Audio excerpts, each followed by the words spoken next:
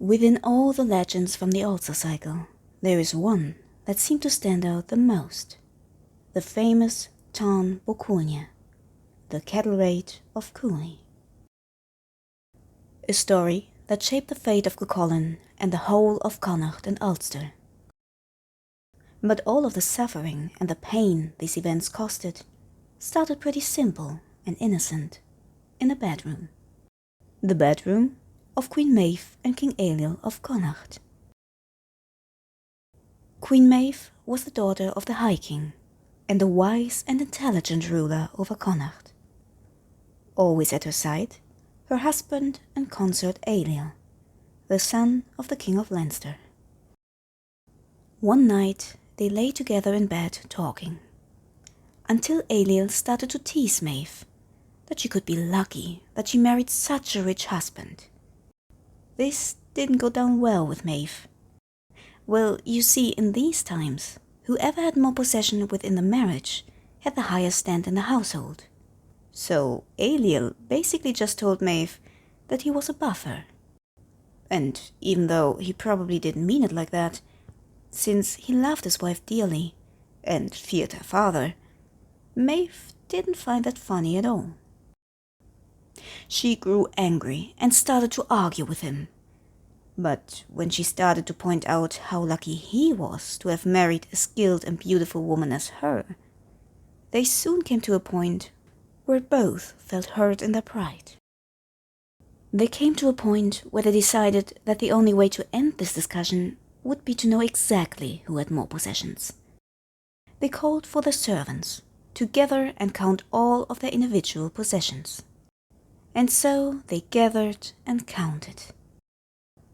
They started with their treasures, jewels, silver and gold, but once they were finished counting and valuing them, they came to the conclusion that their treasures were equal in worth, and that for every prized piece one of them had, the other had one that matched it. They went on to their clothes, the finest silk and linen with the most exquisite embroidery in all of Connacht. But again, they weighed one against the other and came to the conclusion that their worth was equal. Then they took a look at their servants and their warriors and everyone who was loyal to them. And again, they were equal. They took a look at the livestock and food they owned. They counted each apple, each grain, each chicken, sheep, and even dog they owned. And again, they were equal. But then they found the one thing that divided them, the magical white bull Finnvanach, who was in the possession of Ailill.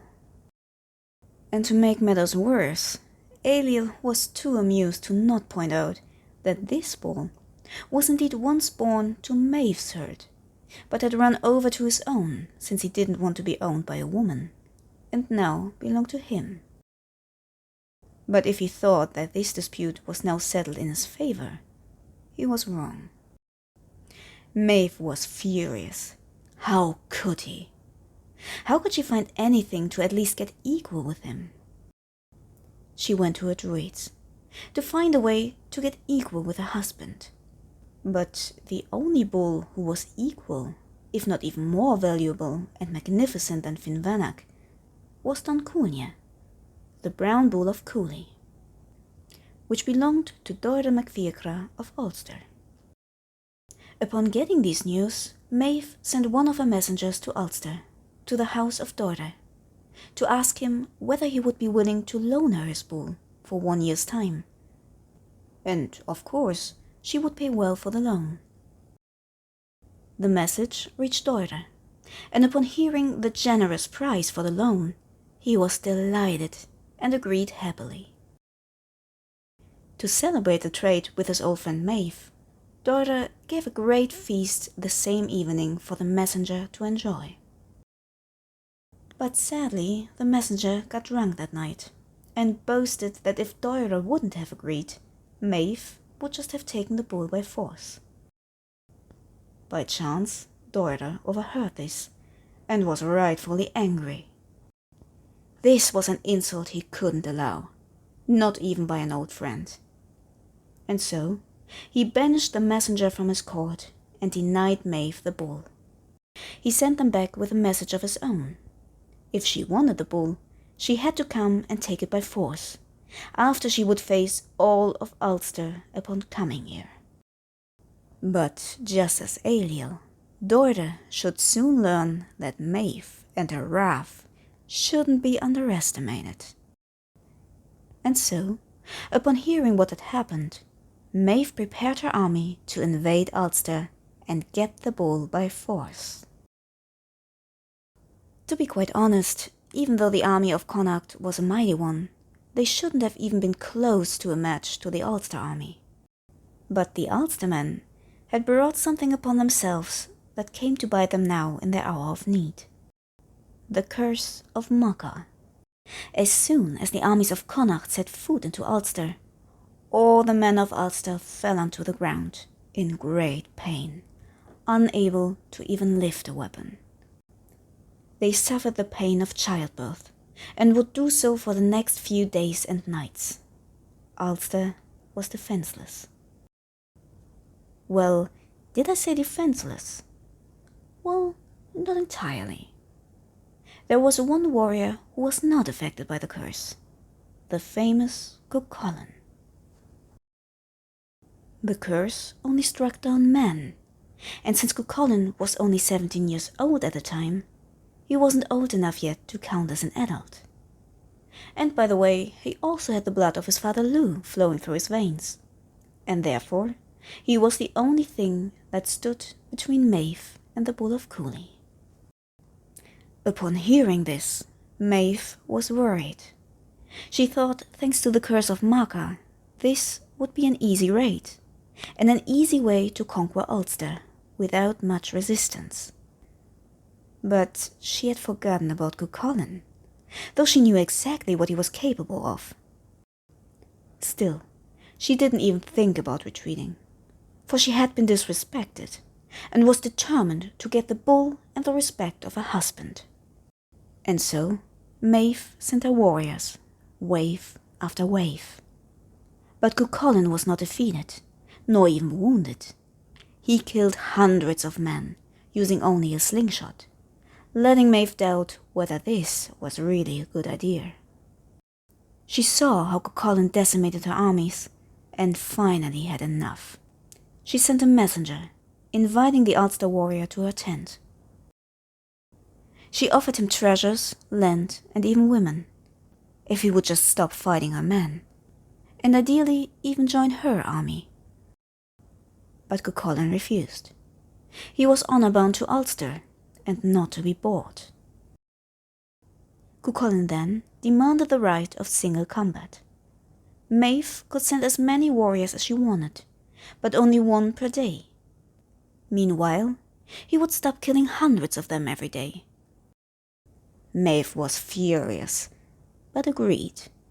She sent warrior after warrior, hoping this would give her the time to find an equal rival for the young Ulster warrior. But Cuchulainn, who also played for time in the hope the men of Ulster would break the curse in the meantime, won every fight, without as much as a scratch on his own body or armor. Maeve grew desperate as her army began to dwindle, but she still had an ace up her sleeve. Under her own army's warriors was Fergus, a stepfather figure to Cuchulainn. Fergus, who was also stepfather to Crogha mac Nessa, fought for the Connacht armies instead of Ulster, for he wanted to get revenge on Crogha for his treachery against the sons of Uisnech, whom he had betrayed for his desire to possess the girl that came to be known as Deirdre of the Sorrows. Maeve had a long talk with Fergus, trying to convince him to fight as a champion of hers. And when she offered him land and riches in exchange, Fergus finally gave in and went into battle. But once he faced Cuchulainn, he realized he couldn't fight against the boy he saw as his own. Since Cuchulainn felt the same, both men came to an agreement. Cuchulainn would let Fergus live, for there was no doubt he would win, But in exchange, he wanted a promise from Fergus that he would give him the same courtesy should he ever need it. And so Fergus left, leaving Cuchulainn to continue killing one warrior after the other. Maeve was furious and tried her next trick. She was in contact with the creatures from the other world, and through them begged the mighty Morrigan to aid her. The Morrigan agreed. She disguised herself as a fair young maiden and went to Cuchulainn. She offered him her love to distract him long enough for Maeve's army to continue. But even though she seemed to be the fairest maiden in all the land, Cuchulainn refused. This woke the fury of the Morrigan. No man had ever refused her. This insult wouldn't be left unanswered. She revealed herself to the young hero, pledging revenge. She vanished, but returned the next day in form of an eel, and while Cuchulainn was fighting another warrior, she tripped him. But he stepped on her, breaking her ribs. She grew even more angry.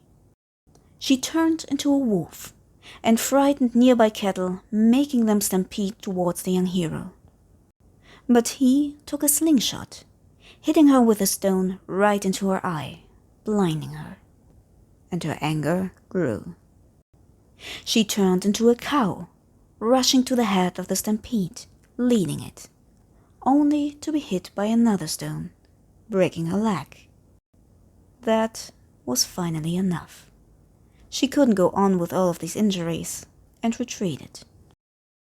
While Cuchulainn again won battle after battle, the Morrigan turned into an old woman, still bearing the injuries Cuchulainn had given her. But when he came across her, he failed to recognize her. He just saw an old woman milking a cow, and happily accepted 3 drinks of milk, not knowing that each drink he accepted blessed her and healed one of her wounds. And once she was healed, she vanished. But she would not forget this insult, and the wrath of the Morrigan was worse than the wrath of Maeve. Cuchulainn from this day on had a goddess for an enemy.